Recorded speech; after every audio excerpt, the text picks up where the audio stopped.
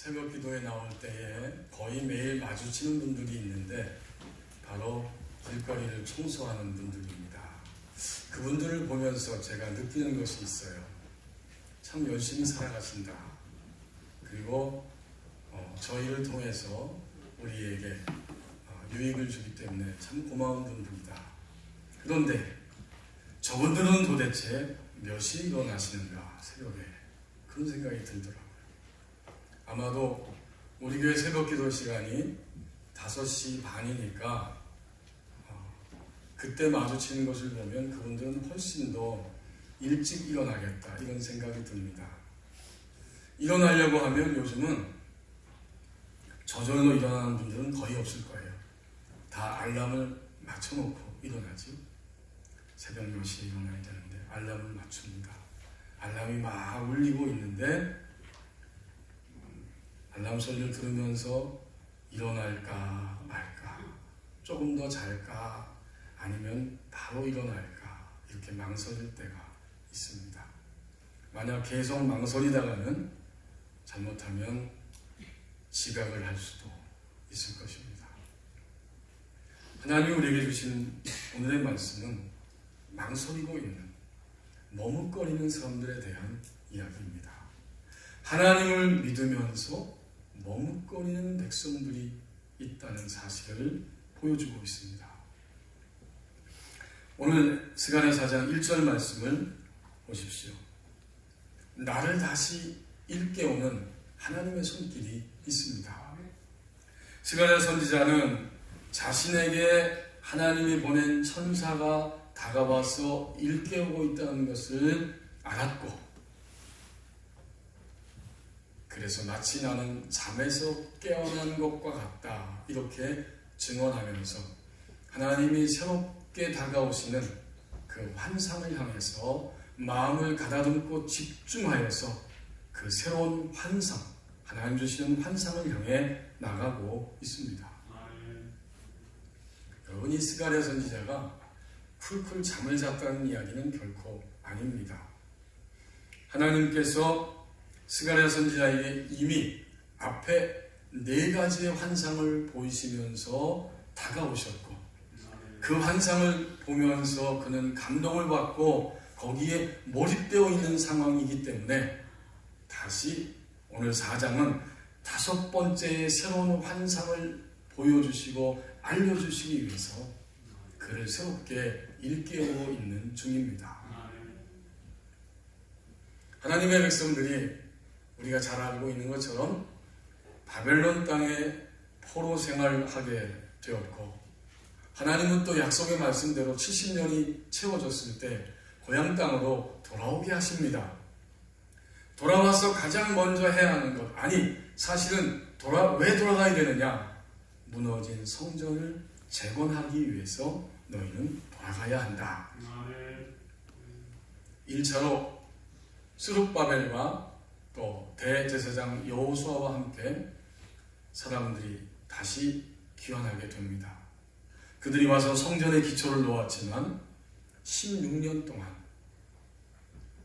주변에 있는 방해에 의해서 그들은 성전을 재건하지 못하고 머뭇머뭇거리면서 있게 되고, 그때 하나님은 선지자 2사람을 보내시는데 그가 바로 구약성경에 나오는 학개 선지자, 그리고 오늘 하나님 주신 본문에 의하면 스가랴 선지자입니다. 이 2 선지자를 통해서 하나님께서는 백성들을 일깨우고 계십니다. 그들이 포로된 땅에서 다시 귀환하여서 이 땅에서 해야 할 일이 있다면 그것은 성전을 재건하는 것이다. 이렇게 그들을 일깨우는 중입니다. 하나님은 오늘 우리도 일깨우시는 거예요. 먼저 긍정적으로 일깨우시는 게 있죠. 하나님의 사랑과 놀라운 소위 계시를 체험하면서 하나님에 대해서 좀 더 잘 알게 되었지만 더 깊고 넓은 세계로 이끌어 가시기 위해서 하나님은 계속적으로 우리의 삶 가운데 다가오셔서 우리를 일깨우십니다. 이것은 굉장히 긍정적인 일깨우심이에요. 반면에 우리가 침체되어 있을 때, 그때도 하나님은 사람을 통해서, 일들을 통해서 우리를 일깨우십니다. 이 스가랴 1장 앞에 7절부터 17절 말씀에 보면 하나님의 백성들이 돌아왔지만 성전을 재건하는 일에 있어서 침체되어 있기 때문에 학개 선지자 스가랴 선지자를 보내셨고, 스가랴 선지자를 통해서 환상을 보여주시고, 스가랴에게 보여주시는 환상은 곧 백성들에게 보여주시는 환상입니다. 왜요? 그들이 침체되어 있기 때문에 첫 번째 환상부터 8가지의 환상을 순차적으로 보여주시는 겁니다. 화석나무 사이에 앉아서 붉은 말을 타고 있는 그 환상을 보여주시면서 하나님이 이방 모든 열방을 심판할 것이고, 하나님의 백성 이스라엘은 그들의 미래를 반드시 복되게 하실 것이다. 이것은 침체되어 있을 때에 하나님이 일깨우시는 그러한 첫 번째의 환상이었습니다. 그 가운데 쭉 진행이 되면서 오늘 4장에 와서 하나님이 그들을 일깨우시는 환상을 통해서 다가오십니다. 우리가 주님을 믿을 때 옳은 것과 그른 것이 무엇인지 우리는 점점 인식하기 시작합니다. 하지만 성경은 분명히 하나님 앞에서 옳고 그름을 가르쳐주지만 세상은, 하나님을 대적하는 세상은 그것을 거부하고 있고 여전히 거절하면서 흘러가고 있습니다. 그래서 20세기 들어와서 이것을 신학을 연구하는 분들이 가르쳐 말하기를 상황윤리라고 불렀습니다. 20세기 들어오면서 더 이상 절대적으로 옳은 것도 없고 절대적으로 틀린 것도 없다.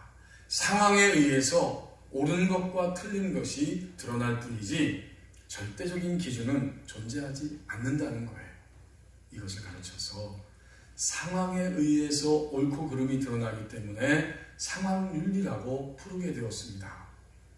미국에서 1970년에 이 상황윤리에 대한 토론이, 논쟁이 벌어졌습니다.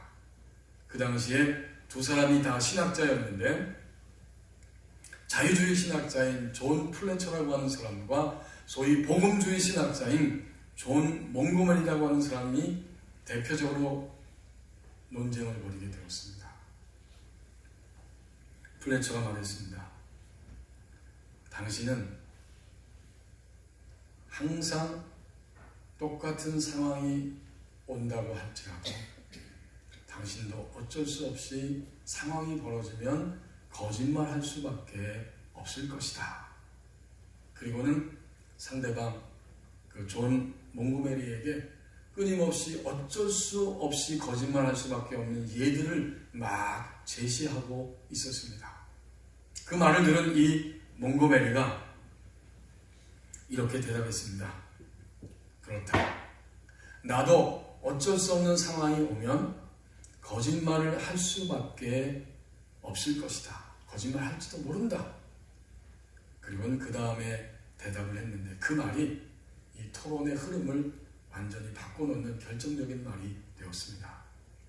나도 그런 경우에는 당신이 말하는 것처럼 거짓말할지 모른다. 그러나 당신과 나의 차이가 있는데 당신은 그 상황에서 거짓말을 하고 그것이 거짓말이 아니다 라고 말하겠지만 나 몽고메리는 내가 어쩔 수 없이 거짓말하게 되었을 때 나는 그것이 거짓말이기 때문에 거짓말했습니다 라고 말할 것이다. 그리고 나서 이 거짓말이 나는 죄라고 말할 것이고 더 나아가서 그렇기 때문에 나는 예수 그리스도의 십자가가 필요하고 하나님의 은혜가 필요하다고 고백할 것이다. 이 말이 들려졌을 때 그 자리에 참석했던 수많은 청중들이 박수를 치게 되었다고 합니다. 논쟁이 있는 시대 속에서 절대적인 옳음과 그름이 어려워지는 이 시대 속에서 진정으로 하나님의 길이 무엇인지를 일깨우는 목소리였습니다. 오늘도 하나님은 긍정적으로 더 깊은 믿음의 세계로 우리를 끌고 가시기 위해서 첫 번째, 두 번째, 세 번째, 네 번째, 다섯 번째까지 우리에게 다가오셔서 우리를 일깨우십니다. 침체되어 있는, 정말 하나님을 믿을까 말까, 하나님을 믿으면 죽은 다음에 하나님 앞에 가는 거야, 아니면 어디 딴 데로 가는 거야, 이렇게 악한 영의 공격을 받으면서 휘청거리고 움직이고 있는 우리를 향해서 하나님은 다가오셔서 우리를 일깨우십니다. 오늘도 우리 가운데에는 나를 다시 일깨우시는 하나님의 손길이 있습니다. 이제 2절부터 10절까지의 말씀입니다. 하나님의 성전이 되는 과정 중에 있다고 말씀합니다. 2절에 보면 스가랴 선지자가 순금 등잔대를 보았고 그 등잔대 옆에 두 감람나무가 세워져 있는 것을 보면서 자기에게 찾아온 천사에게 그것을 묻습니다. 이것이 무슨 뜻입니까?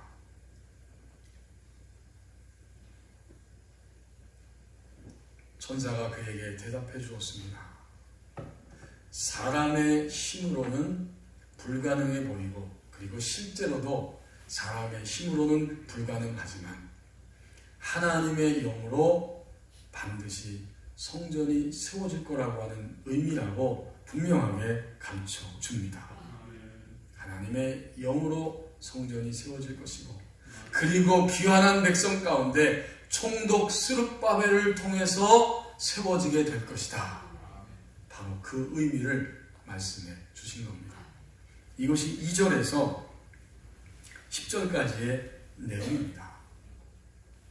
하나님의 백성들은 포로 생활하기 전에도 하나님 백성이었어요. 그들이 바벨론 땅에 사로잡혀가기 전에 하나님은 끊임없이 경고하시면서 너희가 돌이켜서 내가 너희 안에 거할 수 있는 성전이 되어야 한다. 하지만 그들이 그 말씀을 거절하고 거부했을 때 포로 생활 속으로 떨어지게 되었고, 거기에서도 하나님은 끊임없이 너희가 포로 생활을 끝마치고 돌아가게 될 것이다. 너희는 나를 성전 삼고 또 내가 바로 너희 안에 거하는 그러한 성전이 되어야 한다. 그리고는 다시 바벨론 땅에서 돌아왔을 때, 그때도 역시 인간의 삶이 무엇이냐, 하나님을 믿는 신앙의 핵심적 의미가 무엇이냐, 그것은 하나님이 한 사람 한 사람 가운데 들어오셔서 그를 성전으로 삼으시고 성전된 자로 살아가게 하는 것이다. 너희는 지금 그 과정 중에 있다는 말씀을 오늘 스가랴 선지자를 통해서 이렇게 반복적으로 말씀하는 겁니다. 여러분, 2절에 보면 간단하게 살펴보겠습니다. 그가 내게 묻되 내가 무엇을 보느냐? 내가 보니까 순금 등잔대가 있습니다. 그리고 기름 그릇이 그 위에 있고, 그 기름 그릇 위에는 7 등잔이 있습니다. 그리고 7 관이 있어서 거기에서부터 기름이 흘러나오는데, 감람나무가 있기 때문에 그 두 감람나무를 통해서 그 등잔대에 기름이 공급되고 있습니다. 이것이 무슨 뜻입니까? 6절에 내려와 보면 스룹바벨에게 하나님이 이렇게 말씀하신다. 너희가 성전을 짓는 것은, 성전을 재건하는 것은 힘으로 되지 아니하고 능력으로 되지 아니하고 오직 나의 영으로 되느니라. 성전을 재건하는데 방해를 받고 도전을 받고 머뭇거리고 있기 때문에 그것은 인간의 힘으로 되는 것이 아니라 나의 영으로 될 수 있다. 큰 산들이 무너져버리고 또 그 모든 것들이 다 평지가 될 것이고, 마침내 스룹바벨이 성전의 머릿돌을 마지막에 완성하고 놓을 때 사람들이 기뻐하면서 은총은총, 다르게 표현하면 아름답도다 아름답도다, 저 머릿돌이 아름답도다, 이렇게 감격스럽게 외칠 것이다. 하지만 어떤 사람들은 그 성전을 바라보면서 스룹바벨이 기초를 놓았고 완성시킬 텐데 10절에 보면 성전을 바라보면서 멸시하는 자들도 있을 것이다. 작은 일의 날이라고 멸시하는 자가 누구냐? 스룹바벨의 손에 다림줄이 있음을 보고 기뻐하리라.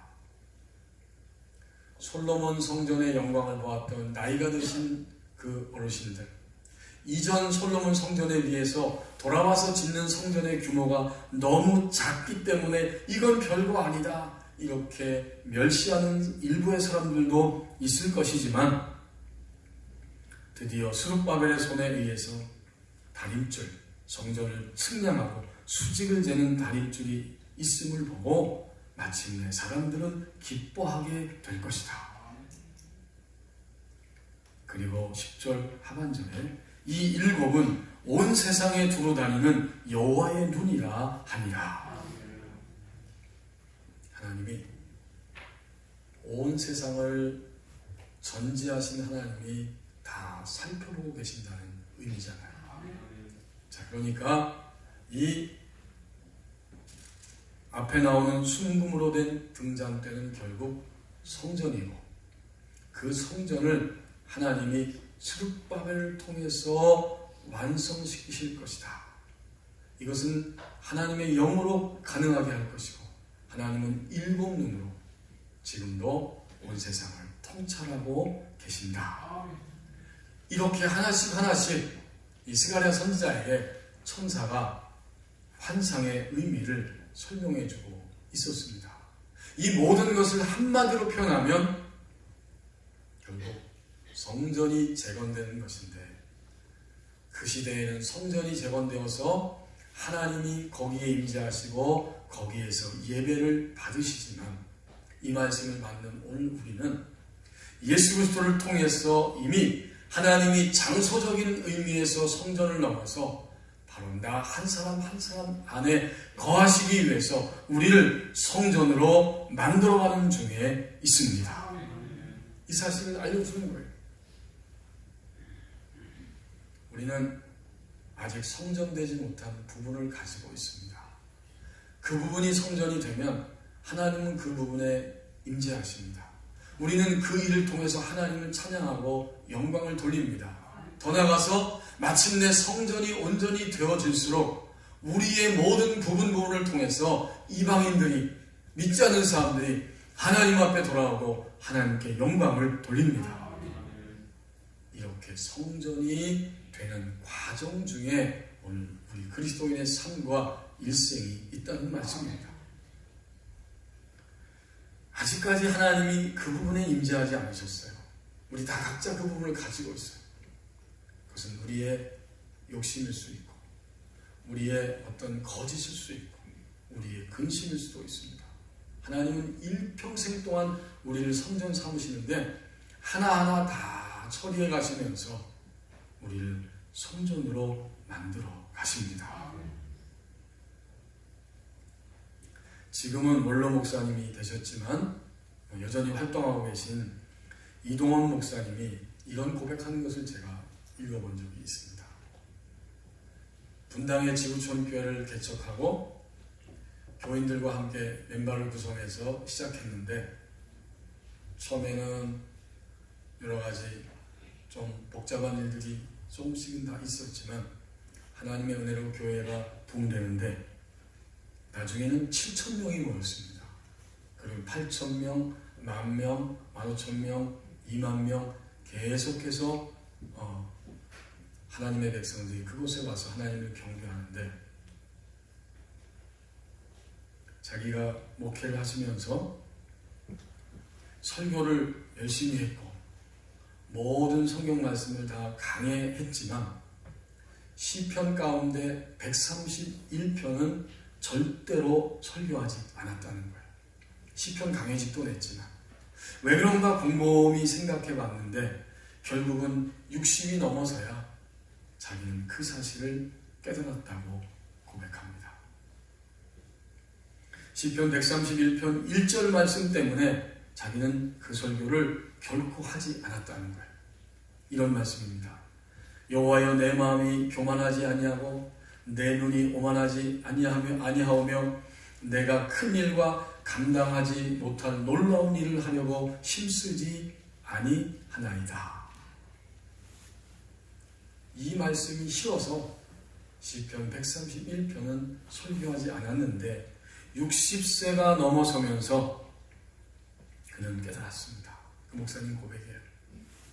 지금까지 내가 나의 비전이라고 포장했던 많은 것들이 사실은 나의 비전이 아니라 내 욕심이었고 나의 야망이었습니다. 그 사실을 깨달았다는 거예요.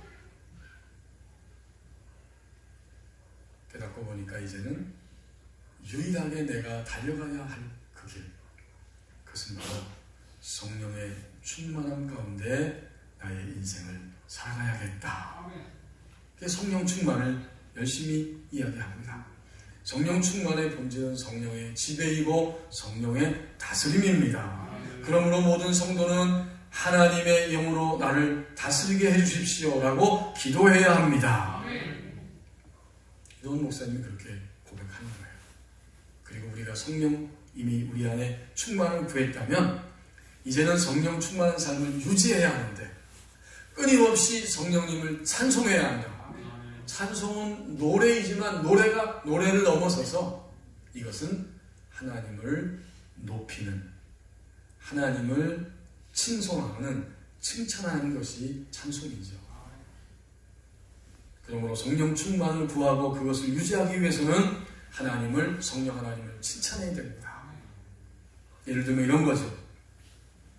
성령 하나님은 좋으신 하나님이십니다. 위대하시고 공의를 행하시는 하나님이십니다. 나를 끝까지 붙잡아 주시고 나의 지혜가 되시는 성령 하나님이십니다. 이렇게 고백하고 높이고 칭찬할 때 성령 충만의 삶을 계속 유지할 수 있다. 저는 그 글을 읽으면서 분명히 깨닫습니다. 마침내 이동원 목사님도 자신의 비전이라기보다는 자신 안에 있는 야망과 욕심의 정체를 보고 고백하시는구나. 그것이 바로 성전으로 되는 과정입니다. 우리는 여러분 정말 심각하게 주님을 믿어야 합니다. 스가랴 선지자를 통해서 2절부터 10절까지의 긴 말씀 속에서 그 순금 등잔 때는 결국은 성전으로 지어지는 것인데 그것이 인간의 능력이나 생각과 어떤 힘으로 되지 아니하고 하나님의 영으로 충만할 때 성령의 충만함을 통해서 마침내 다스리고 다스려서 되지 않은 나의 부분들이 하나님이 거기에 임재하시고 내가 하나님의 임재를 느끼고 나를 통해서 이방의 사람들도 하나님 앞에 돌아오게 되는 역사가 나타납니다. 이것이 성전되는 과정이라고 말씀해 주십니다. 이제 11절에서 14절 말씀을 보십시오. 하나님 앞에 서 있는 자가 된다고 말씀합니다. 11절에 스가랴 선지자는 다시 등잔대 좌우의 두 감람나무는 무슨 뜻이냐고 천사에게 묻고 있습니다. 앞에 순금 등잔대는 스룹바벨을 통해서 오직 하나님의 영으로 그를 사용해서 성전이 재건될 것이다. 하나님의 능력으로 된다. 이 순금으로 된 등잔대는 하나님의 성전을 의미하는 것이구나. 그렇게 대답을 들었어요. 이제 그러면 이 두 감람나무 그리고 이 금 기름을 흘리는 두 금관 옆에 있는 이 감람나무 두 가지는 도대체 무슨 뜻입니까? 라고 되묻고 있습니다. 그것은 하나님 앞에서 기름 부음 받은 자 두 사람이다. 이렇게 천사의 대답을 듣게 됩니다. 결국 두 감람나무 가지는 기름 부음을 받은 사람 둘이라고 천사가 14절에서 분명히 설명해주고 그들이 어떻게 인생을 살아가는가 보았더니 온 세상의 주 앞에 서 있는 자니라. 이 기름 부음 받은 자 두 사람은, 한 사람은 이름이 나왔죠. 누구입니까? 스룹바벨입니다. 하나님의 영으로 충만해진 거죠. 기름 부음 받았다는 것은 하나님의 어떤 일을 위해서 그것을 수행하기 위해 선택된 것이고, 선택된 그 사람은 하나님의 영으로 충만한 사람입니다. 이것이 기름 부음 받았다는 의미잖아요. 스룹바벨이 그렇게 되었고, 또 한 사람은 이 스가랴서 3장에 이미 나오고 있는데, 바로 함께 귀환하여서 백성의 지도자가 된 바로 대제사장 여호수아입니다. 옛날 광야에서 나와서 그 가나안 땅을 들어갈 때 그 여호수아 말고, 바벨론 땅에서 포로 생활하다가 1차로 하나님의 귀환 명령에 따라서 귀환할 때에 총독 스룹바벨과 대제사장 여호수아, 이 두 사람을 통해서 하나님의 백성들이 돌아오게 되고, 그리고 마침내 성전을 재건하는 그 일에 사용됩니다. 기름 부음 받은 자 두 사람의 모습은 하나님 앞에, 온 세상의 주 앞에 서 있는 자다. 온 세상은 지구촌 전체, 이런 의미입니다. 그 당시의 강대국 페르시아가 아니라, 오늘날의 강대국 세계 여러 열강들이 아니라 온 세상의 주권자는 하나님 아버지이십니다. 그리고 성전으로 지어질 때, 기름 부음을 받아서 하나님의 영으로 충만할 때, 그는 이제 하나님 앞에 서 있습니다. 왜 서 있을까요? 하나님이 명령하시면 즉시로 실행하기 위해서 항상 준비된 자로 서 있습니다. 우리는 서서 살아가죠. 만약 우리가 이 땅을 떠날 때쯤 되면 우리는 더 이상 서지 못합니다. 우리는 생존하는 동안은 서서 있습니다. 서서 다닙니다. 앉았다가 누웠다가 다시 일어섭니다. 이런 의미입니다. 우리가 살아있다면 하나님 앞에 성령으로 충만하고, 정말 하나님 앞에 기름 부음 받은 자로 성전으로 점점 지어지는 과정 중에 정상적으로 간다면, 우리는 하나님 앞에, 온 세상의 주권자이신 하나님 앞에 서 있습니다. 즉시로 명령하시면 바로 순종하고 달려갈 수 있도록 항상 그의 내면과 외면이 점점 세워져 있기 때문에 서서 그의 인생을 살아갑니다. 유혹은 있죠. 여러분, 유혹은 수시로 우리 머리에 슥슥슥슥 스쳐옵니다. 하지만 서 있는 사람은 그것이 유혹임을 알아차리게 되고, 알아차리기 때문에 그것을 재빠르게 던져버릴 수 있는 힘이 있습니다. 그건 인간의 힘이 아니에요. 그만큼 성전으로 하나님이 그 사람 안에 내주내재하고 계시고, 그의 모든 부분, 그의 지성과 감정과 의지와 육체와 영이 하나님이 거하시는, 임재하시는 부분이 넓어지고 깊어지고 커졌기 때문에 즉시로 들어와도 던져버릴 수 있는 내적인 힘이 그에게 나타납니다. 그러니까 이 14절 하반절에 온 세상의 주 앞에 서 있는 자다. 이것은 그리스도인의 신앙과 삶, 목표요, 핵심이요, 전부입니다. 내가 지금 어디에 서 있는가? 어디에 휘청거리고 넘어지고 있는가? 그런 모든 것들을 걷어내면서 주님 앞에 서 있습니다. 이런 자들이 되는 거예요. 1500년대를 살아갔던 그 스페인의 영성가인 아빌라 테레사라고 하는 그 신앙의 사람이 있습니다. 어느 날 이 아빌라 테레사가 하나님 앞에 기도하고 있었습니다. 하나님, 저에게 은혜를 주세요.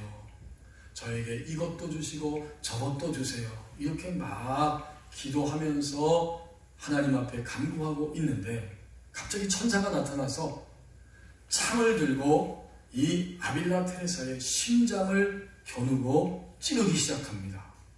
그랬더니 찔린 심장에서 마구마구 쏟아져 나오기 시작합니다. 지금 스가랴 선지자처럼 기도 중에 아빌라 테레사가 환상을 보고 있는 거죠.